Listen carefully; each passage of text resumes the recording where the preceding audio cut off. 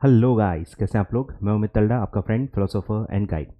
तो बस 10 दिन बाकी हैं सर आपके एग्जाम्स में, ठीक है। Only 10 days are pending for your exams, ठीक है। तो आपको क्या करना चाहिए और क्या नहीं करना चाहिए, ठीक है। दो टॉपिक के बारे में बात करूंगा, सारी बातें बहुत अच्छे से बताऊंगा, ठीक है। डांट फटकार भी लगाऊंगा, तो आप टेंशन मत लेना। जो सही है वो मैं आपको बताने वाला हूँ, ठीक है। तो वीडियो फटाफट लाइक कर देना और लेट्स स्टार्ट। सबसे पहला है क्या नहीं करना है, वो मैं बता देता हूं, क्योंकि जो मेरा ऑब्जर्वेशन रहा है, जो जो चीजें नहीं करनी है एग्जैक्टली लोग वही कर रहे हैं। और ये सारी चीजें मैंने पास में बताई हुई है, तो मुझे लगता है कि आपको ऑलरेडी पता है, बट स्टिल जब पता चलता है कि आप वो सारी गलतियां कर रहे हो जो आपको नहीं करनी चाहिए, इसीलिए मुझे वीडियो बनाना पड़ रहा है, ठीक है। आपको याद दिलाने के लिए कि क्या क्या आपको नहीं करना है, बिल्कुल भी नहीं करना है, कोई गुंजाइश नहीं है इसमें, ठीक है। Number 1, covering up left out things. अभी भी मैं देख ही रहा हूं चल रहा है, बच्चे ये भी कवर करेंगे, वो भी कवर करेंगे। अबे 10 दिन बचे हैं पेपर में, सिर्फ 10 दिन। कब तक कवर करोगे, रिवाइज कब करोगे फिर? समझ रहे हो आप क्या दाव पे लगा रहे हो, आपको पता होना चाहिए। तो please stop covering new things now. Excite करेगी आपको, आपका डर आपको उस डायरेक्शन में लेके जाएगा, बट बी स्ट्रांग इनफ कि आप उस डायरेक्शन में मत जाओ कि अब क्या, अब वो समय नहीं है ना। आप उसको एक्सेप्ट करो कि अब समय नहीं है। प्रॉब्लम यह है कि आपने अभी तक एक्सेप्ट ही नहीं किया है कि समय निकल चुका है, अब ये सारी चीजों का समय नहीं है। क्लियर है क्या? तो please stop covering left out things now. कोई भी नई चीज आपको कवर नहीं करनी है, ठीक है। फिर है जो बच्चे CMFM वाले हैं ओल्ड सिलेबस के, उनका पेपर MCQ है, पर अभी भी काफी बच्चे मैं देख रहा हूं कि फुल प्रॉब्लम्स सॉल्व कर रहे हैं। फुल वाले, बड़े बड़े 16 मार्क वाले। भाई छोटे मोटे हैं, 1 स्टेप 2 स्टेप वाले हैं, 4 मार्क वाले हैं, 5 मार्क वाले हैं, स्टिल मैं बोलूंगा चलो ठीक है, it's not that much blunder. पर आपका MCQ पेपर है, 10 दिन पहले आप फुल प्रॉब्लम्स सॉल्व कर रहे हो और आप फिर बोल रहे हो कि आपको टफ लग रहा है। अरे वो टफ लगना ही है भाई। मतलब आग में हाथ डाल रहे हो और बोल रहे हो मेरा हाथ जल गया, ये मतलब क्या बेवकूफी है? आग में हाथ क्यों डाल रहे हो? चुपचाप MCQ पे ही स्टिक रहना है। लास्ट में अभी फुल प्रॉब्लम्स आप नहीं देख सकते। फुल प्रॉब्लम्स जो भी होते हैं वो कंसेप्चुअल क्लैरिटी के लिए होते हैं, रिवीजन के लिए नहीं होते हैं, क्योंकि आपका MCQ पेपर है। कुछ समझ में आ रहा है क्या? तो प्लीज फुल प्रॉब्लम्स अब देखना बंद कर दें। जो भी MCQs हैं आपको वही देखने हैं। क्लियर है क्या? दूसरी बात, worrying about what can go wrong. जो चीजें आपके हाथ में नहीं है, कुछ क्वेश्चन सर गलत आ गए तो इसमें आप क्या कर सकते हो? नहीं, क्या कर सकते हो मुझे समझ में नहीं आता। ICSI से क्या गलत होगा उसका भी टेंशन आपको ही लेना है। मतलब बढ़िया काम है आपको, और कोई काम धंधा ही नहीं है। आउट ऑफ सिलेबस आ गया तो, ये हो गया तो, वो हो गया तो, अरे वो सबके साथ होगा ना, सबके साथ होगा, सिर्फ आपके साथ तो नहीं हो रहा है अन्याय। तो आप क्यों टेंशन ले रहे हो? कोई चीज अगर सिर्फ आपके साथ हो रही है तो मुझे लगता है ठीक है, आप उसके बारे में सोचो।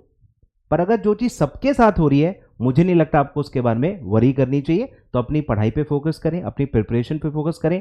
आप क्या कर सकते हो वो उस पर ज्यादा ध्यान दें, ठीक है।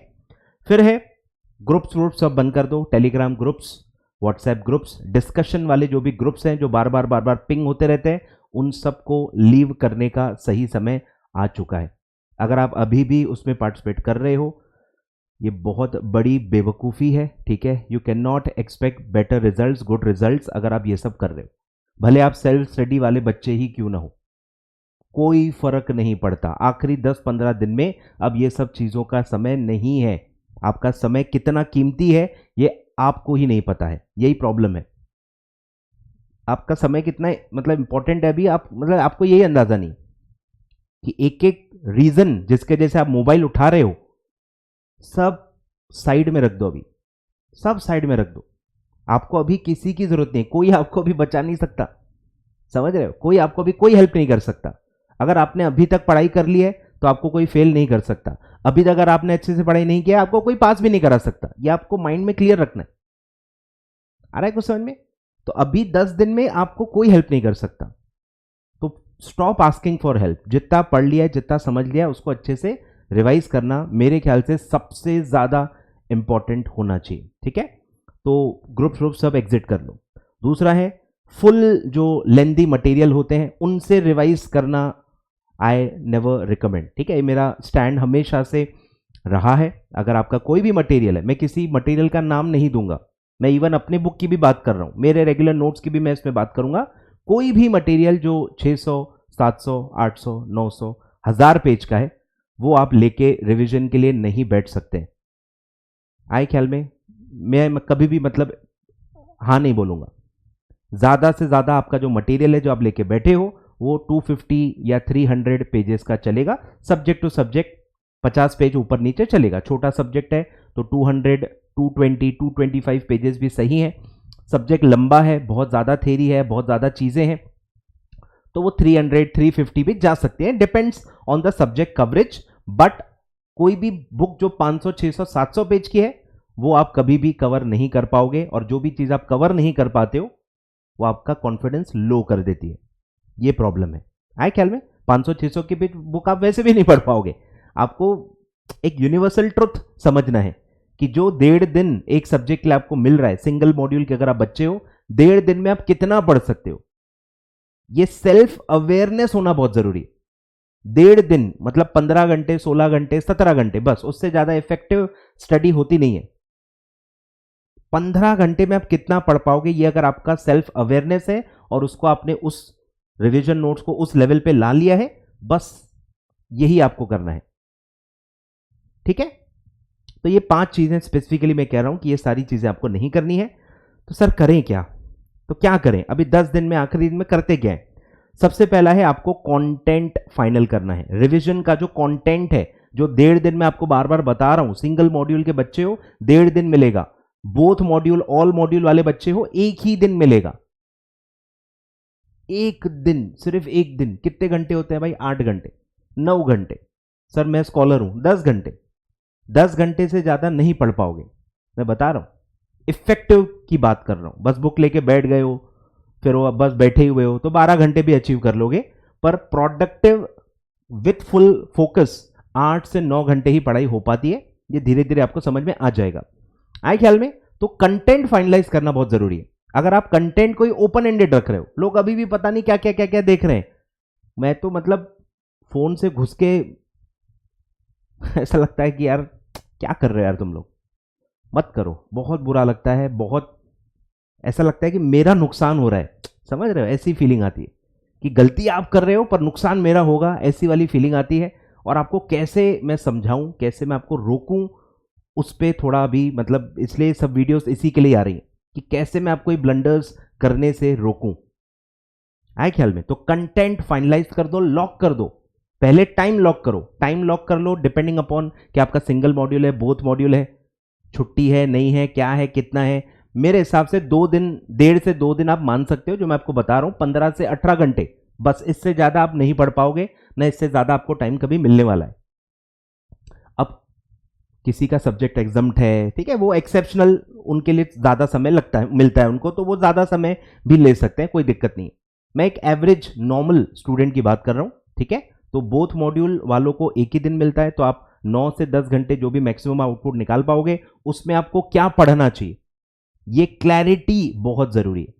अगर आप क्लियर ही नहीं हो, देख लेंगे तो कुछ नहीं देखोगे, आप रिजल्ट फेल ही देखोगे। समझ रहे हो? फेल का ही रिजल्ट देखोगे। ये देख लेंगे वाला एटीट्यूड नहीं चलता है। नाप तोल के बिल्कुल टाइम है, नाप तोल के कंटेंट आपका रेडी होना चाहिए कि भाई जो मैं 8 घंटे है, पहले क्या पढ़ूंगा, बाद में क्या पढ़ूंगा, पूरे 8 घंटे में क्या करूंगा, ये लॉक करना, फाइनलाइज करना सबसे ज्यादा इंपॉर्टेंट है लास्ट 10 डेज में। जिसने ये नहीं किया वो कभी भी कॉन्फिडेंटली पेपर को अपीयर नहीं कर पाएगा। कॉन्फिडेंटली पेपर को अपीयर करना है तो पहले आपको कंटेंट लॉक करना पड़ेगा कि मैं एग्जैक्टली क्या क्या देखूंगा। सब्जेक्ट लेवल पे, हर सब्जेक्ट लेवल पे आपको डिटेल में बैठ के फाइनलाइज कर लेना है कि मैं ये देखूंगा और मैं क्या क्या नहीं देखूंगा, और उससे कैसे आपको दूर रहना है, ये भी आपको अपने आप को स्ट्रांग बनाना पड़ेगा। कि कोई ना कोई चीज आती रहती है, ग्रुप्स में आते रहती है, 1-to-1 फ्रेंड्स भेजते रहते हैं, टीचर्स भेजते रहते हैं, कुछ ना कुछ ये चलते रहता है। आपको चीजें लॉक करना बहुत जरूरी है। आ रहा है कुछ समझ में? तो कंटेंट लॉक कर लो।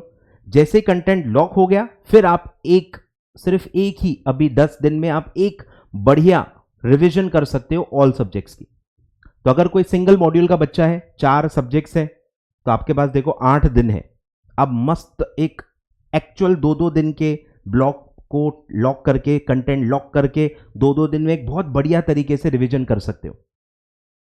क्योंकि एग्जैक्टली पेपर में आपको वही करना है जो पेपर में करना है, 2-2 दिन में जो पढ़ना है, वो एक बार उस शेड्यूल को जीना बहुत जरूरी है कि आपको समझ में आ जाता है कि आपको एग्जैक्टली कितना टाइम मिलता है।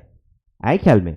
तो वही मैं कह रहा हूं, जब आप ये 2 दिन देख के आप एक पढ़ोगे तो आपको समझ में आ जाएगा कि यार 1.5 से 2 दिन ही मिलते हैं, उसमें 15-16 घंटे ही मैक्सिमम पढ़ाई हो पाती है। तो आप रियलिस्टिक टारगेट सेट करोगे और आप कॉन्फिडेंस के साथ फिर पेपर को टैकल कर सकते हो। क्लियर है? तो एक फुल रिवीजन चाहिए मुझे सारे सब्जेक्ट्स की। बोथ मॉड्यूल के बच्चे हो, एक एक दिन गैप रख के रिवाइज करके देख लो, समझ में आ जाएगा कितने घंटे पढ़ पाते हो, क्या क्या कवर कर पाते हो, और उसके हिसाब से ही एग्जाम के एक दिन पहले आपको उस हिसाब से अपना टारगेट सेट करना है। क्लियर है? फिर अगर आपके पास टाइम है तो एक फुल सिलेबस टेस्ट आप दे दो।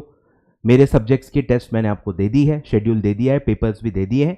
एसएलसीएम और उसका आई थिंक पेपर कल है, तो मेरे सारे पेपर्स मैं दे चुका हूं या कल तक दे दूंगा। तो आपको एक फुल सिलेबस टेस्ट मेरे ख्याल से अपीयर करना चाहिए। ये नॉन नेगोशिएबल है। सर टाइम नहीं है, कोई फर्क नहीं पड़ता। सर मेरा सिलेबस कंप्लीट नहीं हुआ है, कोई फर्क नहीं पड़ता।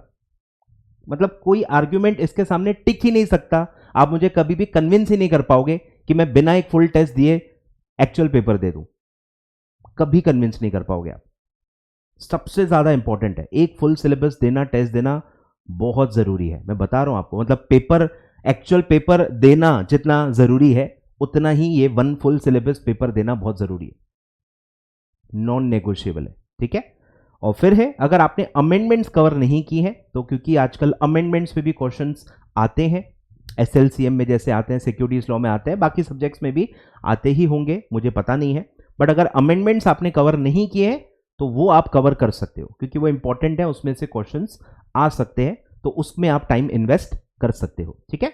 तो बस आपको ये 4 चीजें करनी है, सिर्फ ये 4 चीजें करनी है। कंटेंट लॉक करो, एक फुल शेड्यूल जैसा पेपर का है वैसा 2-2 दिन का या एक एक दिन का शेड्यूल बना के एक फुल प्रॉपर रिवीजन कर लो।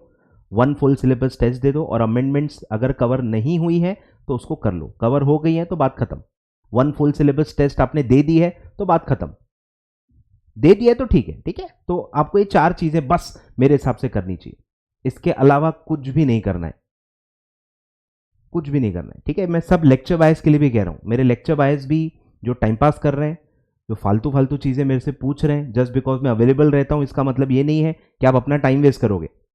धीरे धीरे धीरे धीरे अब मैं अनअवेलेबल हो जाऊंगा। आखिरी के दिनों में आपको कोई हेल्प नहीं कर सकता सिवाय आपके और मोटिवेशनल वीडियोस के और माँ बाप के। टीचर्स का कोई खास रोल नहीं बचता। ठीक है? इसलिए मैं धीरे धीरे धीरे धीरे सन्नाटे में चले जाऊंगा, आपको बिल्कुल भी अवेलेबल नहीं रहूंगा। लेक्चर बायस के लिए भी मैं कह रहा हूं, ठीक है, लेक्चर बायस के लिए भी मैं अवेलेबल आखिरी में नहीं रहूंगा। तो लेक्चर बायस जो भी पूछना है पूछ लो, जो भी क्लैरिफिकेशंस लेने ले लो, जो भी करेक्ट आंसर समझ में नहीं आ रहा पूछ लो, मैं हूं अभी अवेलेबल। 15-16 तारीख तक, 17 तारीख तक मैं हूं अवेलेबल। आखिरी के फिर कुछ दिनों में मैं नहीं रहूंगा, क्योंकि उस दिनों में कुछ भी मेरे से पूछने की कोई जरूरत नहीं है, बस आपको रिवाइज ही करना होता है। पेपर के आखिरी में तो सिर्फ रिवाइज करना है, किसी से कोई भी बातचीत करने की कोई जरूरत नहीं है। और मैं बहुत स्ट्रिक्ट रहता हूं इसमें, और ये मैं 3-4 अटेम्प्ट से कर रहा हूं। मैं किसी को भी अवेलेबल नहीं रहता हूं, कोई भी रीजन इतना तगड़ा नहीं है कि आप अपना टाइम वेस्ट करके मुझसे बातचीत करो या मेरे रिप्लाई के लिए वेट करो। क्लियर है क्या? तो ये सब मत करो। इंस्टा पे भी लोग पूछ रहे हैं, सब जगह पूछ रहे हैं, मैं सबके लिए कह रहा हूं, अब एक एक क्वेश्चन का आंसर, एक एक ये छोटी छोटी बातें अब ये मायने नहीं रखती हैं। काट पीट के सब क्या है, 1 या 2 मार्क ही होते हैं भाई। काट पीट के आप क्या बचाओगे? 1 या 2 मार्क ही बचा पाओगे, 4 मार्क बचा पाओगे। वो टाइम आपको फिर नहीं मिलेगा। वो टाइम से आप जो रिवाइज कर सकते हो ना, वो ज्यादा इंपॉर्टेंट है। ठीक है? चलिए, तो आई होप आपको समझ में आ गया अच्छे से कि आपको क्या करना है और क्या नहीं करना है। ठीक है? Thank you so much. Do like the video, do subscribe my channel, and all the very best.